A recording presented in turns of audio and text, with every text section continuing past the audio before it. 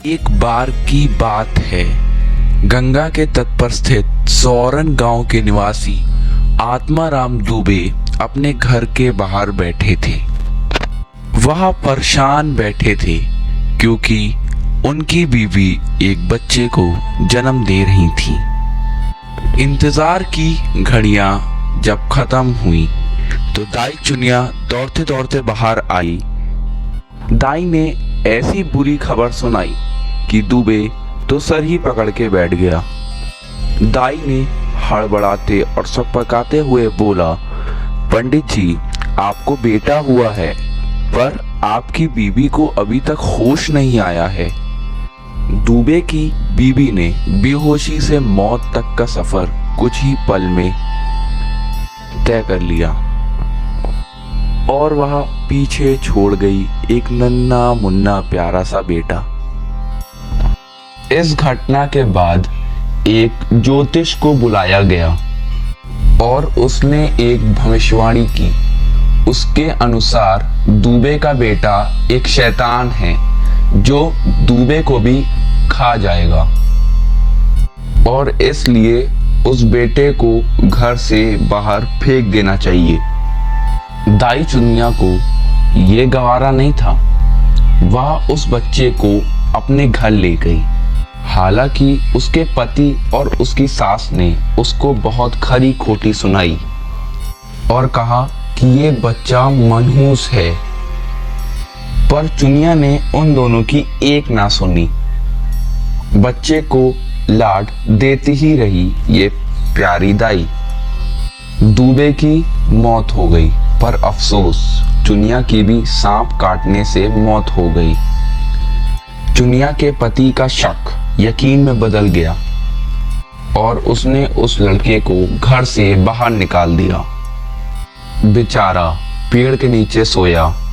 दूध और रोटी के लिए उसने भीख मांगी, पर सब लोगों ने उसको मनहूस समझ के धुतकार दिया। आखिरकार वो घूम फिर के गांव के मंदिर में पहुंचा।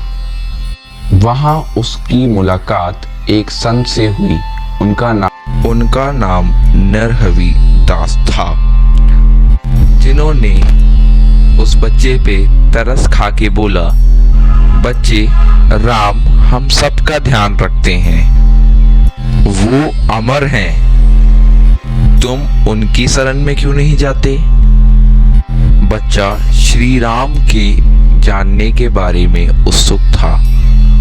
संत उसको अपने आश्रम में ले गए और उसको राम नाम का पाठ सिखाया और वहां उसको राम राम नाम का पाठ सिखाया और यहीं उसका नाम राम बोला नाम पड़ गया। संत जी ने उसको रामायण की गाथा भी सुनाई। ये भी बताया कि कैसे भगवान ने 14 वर्ष का वनवास काटा, गरीबों और कमजोरों की मदद भी की। इन्होंने राम बोले को पढ़ना और लिखना भी सिखाया था और आखिर में उसे आचार्य श्रेष्ठ के साथ काशी भी ले गए। वह चाहते थे कि राम बोला इनसे आगे की पढ़ाई पढ़ें। सनातन बाबा ने राम बोला को वेदों का ज्ञान दिया और बाकी धार्मिक किताबें पढ़वाई। गुरु दक्षिणा में उन्होंने बोला, जाओ और लोगों को राम के बारे में बताओ। इसके बाद राम भोला अपने गांव सोरन वापस लौटे और वहां पे राम के नाम का सत्संग करने लगे। लोग बड़ी तादाद में उसके ज्ञान की गंगा में नहाने आते थे। बस इसी तरह राम भोला बना तुलसीदास। तुलसीदास की चर्चा दूर दूर तक हुई। उसके किस्से सबके कान में पड़े। ऐसे ही बदरी गांव के पाठक को इसके बारे में पता चला।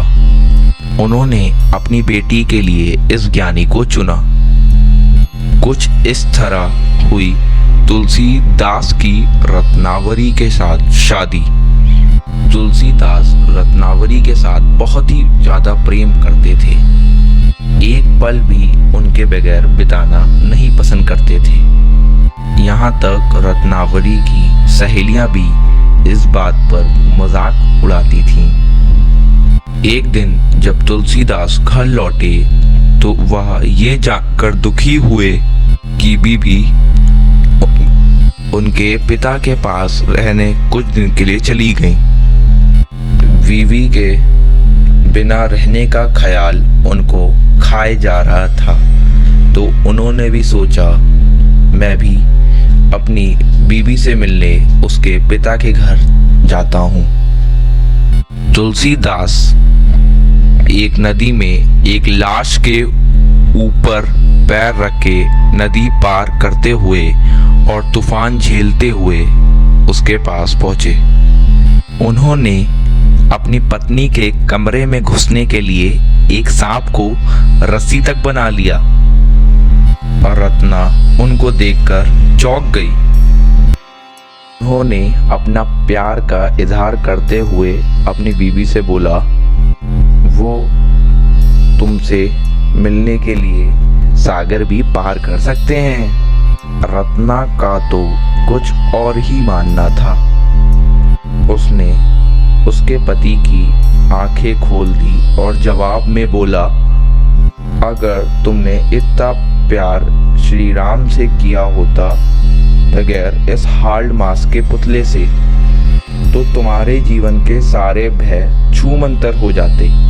तुलसीदास को इस बात ने झंझोर के रख दिया और उन्होंने गृहस्थी त्याग दी और वो प्रयाग पहुंचे और गंगा के किनारे उन्होंने दुनिया त्यागने का निश्चय ले लिया।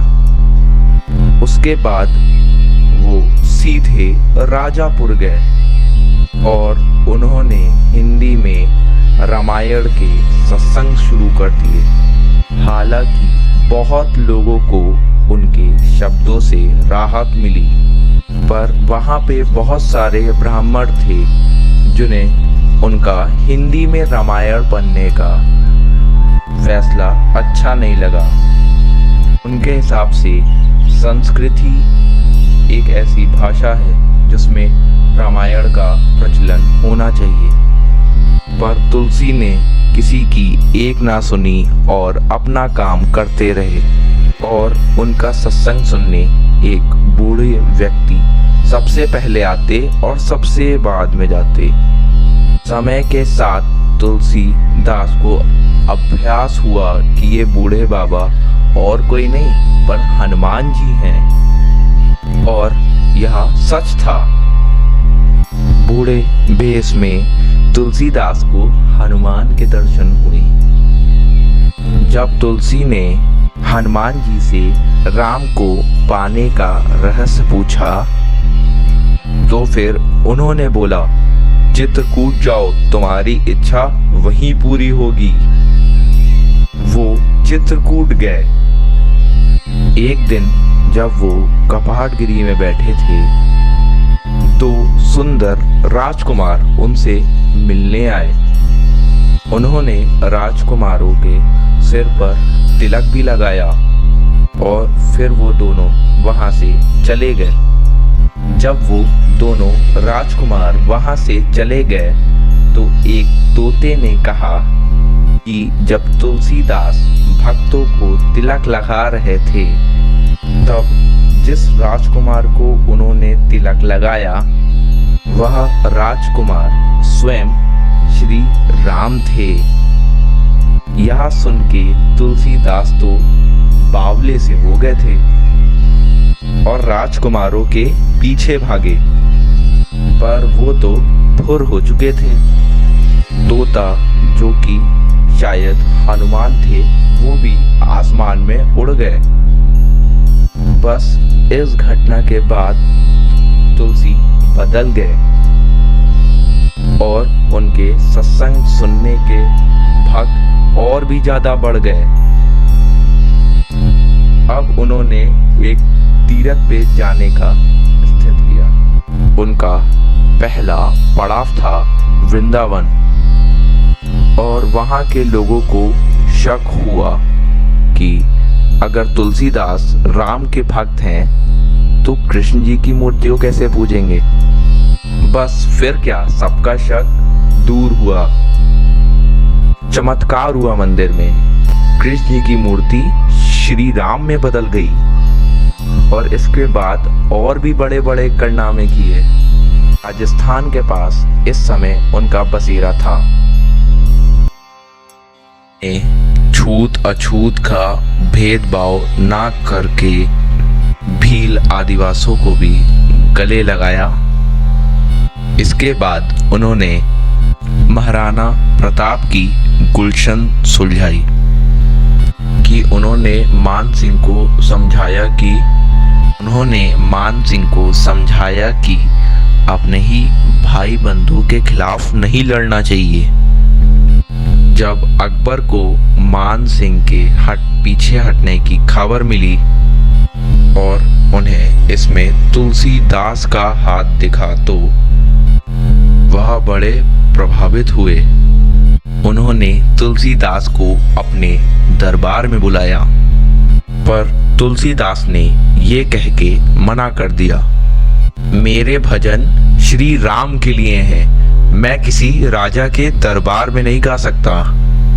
सब कुछ निपटा के तुलसीदास वाराणसी पहुंचे। यहाँ पे उन्होंने हासी घाट के किनारे रामचरित मानस लिखी। यह एक राम की कहानी थी, और वो भी हिंदी में। अब जब वाराणसी के पंडितों को पता चला तो वो आग बबूला हो गए। वह चाहते थे कि यह किताब नदी में फेंक दी जाए, पर ऐसा हो नहीं पाया। जब वो ये प्रस्ताव लेके तुलसीदास के कुटिया पहुंचे तो उनको घर पे पहरा देते स्वयं श्री राम दिखे। फिर अगली रात पंडितों ने एक और तरकीब निकाली। उन्होंने किताब को शिव मंदिर में रखा। जब सुबह हुई तो रामचरितमानस उन किताबों में सबसे ऊपर रखी थी। सबकी उलझन सुलझी और सबने रामचरितमानस और उसके लेखक तुलसीदास को दिल से स्वीकार किया। यह कॉमिक अमरचित कथा पे निर्धारित है, और अगर आपको ये स्टोरी अच्छी लगी हो तो चैनल को सब्सक्राइब करना ना भूलिएगा, और वीडियो को लाइक कर दीजिएगा। और आपको ऐसी ही आगे नई और इंटरेस्टिंग वीडियो देखनी है तो बेल आइकन को भी प्रेस कर दीजिएगा। Thank you.